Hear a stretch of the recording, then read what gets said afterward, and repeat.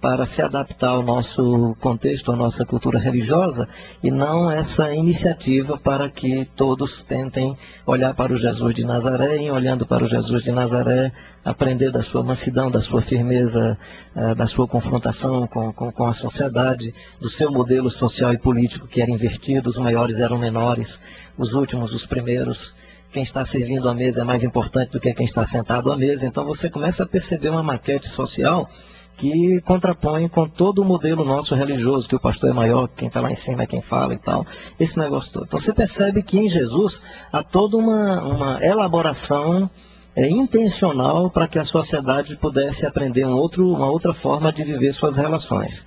E os indivíduos dessa sociedade também têm certas atitudes muito diferentes, bem diferentes, né? Ele vem para servir, ele vem para salvar, ele não vem para ser reconhecido. Na hora que todo mundo espera a entrada, chamada de entrada triunfal, e aí ele deveria ter vindo numa carruagem, ou então pelo menos montado num cavalo puro sangue árabe, ele vem montado num jegue, né? Montado no jegue. E aí eu sempre digo que precisa ser muito Deus e ter muita consciência do que é para entrar naquele momento montado num jegue e ser reconhecido que é o Filho de Deus, né? Agora, claro que quem vai reconhecer é gente que tem uma sensibilidade outra. Especialmente Lucas enfatiza isso, mostrando que as crianças é que estão percebendo a divindade dele, né? E tudo indica que os religiosos têm uma suspeita de que as crianças estão sendo insufladas pelos seus discípulos. E pedem para que as crianças sejam silenciadas, que eles se calem. E é como se Jesus dissesse, no meu entendimento, ele está dizendo mais ou menos assim, está na cara que eles estão vendo bem. Se eles se calarem, as pedras clamam. Ou seja, está tão evidente que vocês não veem porque não querem. A gente fica com essa história das pedras clamarem, ser proclamação não é essa história de percepção. Está tão evidente que se essas crianças não perceberem, as pedras estarão percebendo. Vocês não veem porque não querem. Então, na verdade, você vai perceber que tem um perfil humano diferente dos modelos que estão aí na sociedade. O perfil de Jesus é um perfil humano, esse ser que é do Senhor Jesus, esse verbo que se faz gente, essa santidade que se manifesta na humanidade dele, esse perfil é o que deveria ser, digamos assim, copiado, ou pelo menos imitado pelos discípulos e pelas discípulas dos seguidores de Jesus. E essa nova sociedade tem toda uma maquete e uma estrutura, se é que tem estrutura, ela é uma estrutura invertida. Assim, do ponto de vista histórico, a gente só pode falar dessa possibilidade de estrutura de organização em Jesus e os discípulos, porque se pensamos na Trindade, é uma possibilidade de organização, mas como é uma dimensão que nós não vemos, não dá para você identificar essa forma de organização, que provavelmente é circular. Pai, Filho e Espírito Santo. Por isso que a gente não sabe quem é maior e quem é menor, porque nós só conhecemos o organograma, nós só conhecemos o modelo piramidal, nós só conhecemos esse modelo verticalista quando você olha para uma sociedade em que os três se dizem iguais, aí a gente não entende, porque tem que ter um chefe, tem que ter um maior.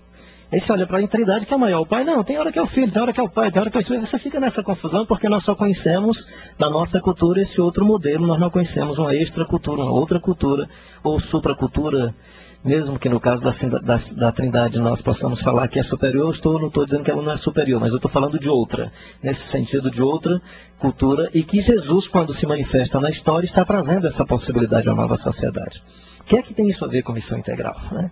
Porque a missão integral, se nós pensamos na missão integral só em evangelização e responsabilidade social, nós estamos em duas asas muito limitadas, né? Se nós pensamos em missão integral na edificação ou na formação dessa nova sociedade, desses novos indivíduos, de tal maneira que essas comunidades de Jesus possam ser um contraponto e não a cópia da sociedade, elas possam ser de tal forma uma sociedade que denuncia a maldade da sociedade existente e, ao mesmo tempo, ela poderia anunciar as novas possibilidades. Mais adiante, se eu esquecer, vocês me lembrem de como a gente fazia essa ponte da sociedade que está aí na vivência de Jesus e a primeira geração dos discípulos e o sonho do João no Apocalipse, né, quando ele diz, eu não vi nela templo nenhum, porque o seu templo era o Senhor.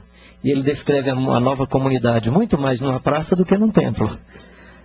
E me parece que aí tem a possibilidade de uma desconstrução do modelo, porque a praça é muito mais democrática, né?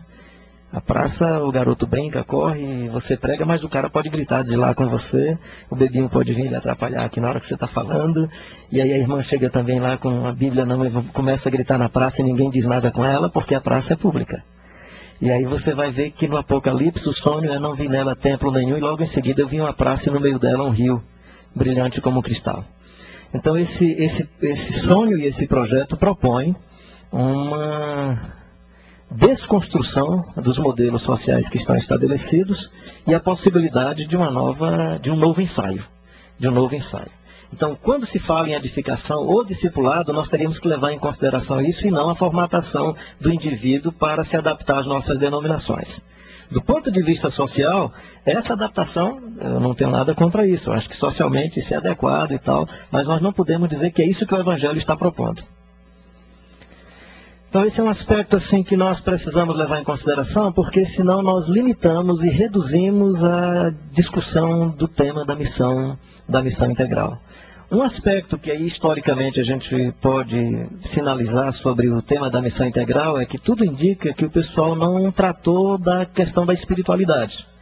Você pega, por exemplo, os documentos de Lausanne, Congresso Brasileiro de Evangelização, você vai encontrar sobre participação política, sobre evangelho e cultura, vários temas sobre essa experiência social da igreja, mas, por exemplo, você não trata do tema da espiritualidade, esse tema foi pegando a igreja do outro lado. Por isso que eu também coloco a dimensão da adoração, porque enquanto em 83 o pessoal estava discutindo sobre evangelização e responsabilidade social, o pessoal estava aí, num louvorzão muito interessante, né, e levou a igreja para onde estamos. Se foi esse pessoal que levou, se a igreja foi nisso, seja lá como é que for, ou seja, nós temos alguma coisa que foi interessante do ponto de vista do rompimento com as liturgias mais conservadoras. Por outro lado, você passou a ter uma teologia e uma doutrina que às vezes é totalmente avessa ao que o Evangelho está dizendo, né? Desculpa esse tipo de colocação, espero ser bem entendido. Em algumas situações, contextos do Antigo Testamento, num contexto de guerra e de vingança, que vem para um contexto depois do Jesus que anuncia a paz, o príncipe da paz, que não manda mais você meter espada na barriga de ninguém, né? Mas aí não, você canta que encontrou seus inimigos, alcançou, os atravessou, tá, né? E aí que pode saltar muralha, que pode pisar numa tropa. Jesus disse que você não tem que pisar em ninguém, você tem que orar por ele, abençoar e tal. Aí você tem toda uma liturgia baseada nesse contexto de história adolescente dos judeus, de um contexto militar e com influência pagã da religião judaica também, e trazemos essa experiência para o nosso espaço, mesmo que depois de Jesus Cristo, do Jesus de Nazaré, que é onde está a revelação plena e perfeita do Evangelho. Então, enquanto o pessoal da missão integral tratava da questão da participação social ou política da igreja ou da evangelização, e aí você tem, por exemplo, os congressos que são mais com ênfase na evangelização, os outros que são mais com ênfase na responsabilidade sociopolítica, apenas para sinalizar historicamente isso, você tem um silêncio sobre a espiritualidade, né? Nós temos um silêncio profundo sobre a espiritualidade. Então, mesmo o pessoal da teologia da libertação acorda para esse tema da espiritualidade antes da igreja, ou digamos, do pessoal que discutia missão integral no mundo evangélico. Eles vão até para aspectos mais extremos, no meu entendimento, né? Não estou aqui julgando nem avaliando, especialmente assim, mostrando essa saída de um racionalismo em torno de questões mais pragmáticas para uma dimensão mais lúdica, como é o caso do Leonardo Boff, por exemplo, que sai de um lado para o outro, ou então dos grupos católicos que sai do modelo mais popular e vai, por exemplo, para o modelo carismático, né? E aí, nesse aspecto, assim, do ponto de vista da proposta, eu não vejo muita diferença. Desculpa eu fazer essa colocação, mas nesse aspecto da proposta, tanto no mundo carismático católico como no mundo neopentecostal brasileiro, tudo indica que a intenção não é o Jesus a quem se busca, ou a divindade a quem se busca, e sim as coisas que ele pode oferecer.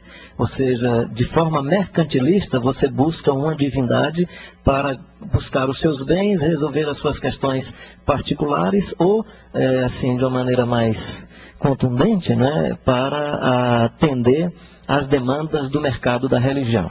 E aí, nesse sentido, é como se nós estivéssemos organizando uma indústria da fé para atender aos devotos do ídolo de mercado. Esse cenário não está só no segmento evangélico brasileiro. Você vê essa manifestação de uma espiritualidade que, na verdade, eu diria que é uma religiosidade materialista. Você não pode considerar, por exemplo, dizer que isso representa a espiritualidade de grupos mais peregrinos, o que representa a espiritualidade mesmo dos grupos que se isolam da sociedade. Só como ilustração, se você pega vou citar a Assembleia de Deus, o pentecostalismo mais clássico, você vinha para Jesus para ter santidade. Se a santidade tem a ver com vestimento ou não, qual é o arquétipo, qual é a ideia que está na cabeça de quem está ensinando, de quem está recebendo, mas o tema era a santidade. Hoje não, você vem para Jesus para ter prosperidade. Então, assim, você percebe que o enfoque é diferente. Tá? A gente pode depois discutir sobre santidade e prosperidade, mas eu só estou dizendo que os enfoques são diferentes. Então, você vem para ser mais íntegro, para ter tal, você não faz isso, não faz aquilo. Era até de um certo modo sacrificial. Usando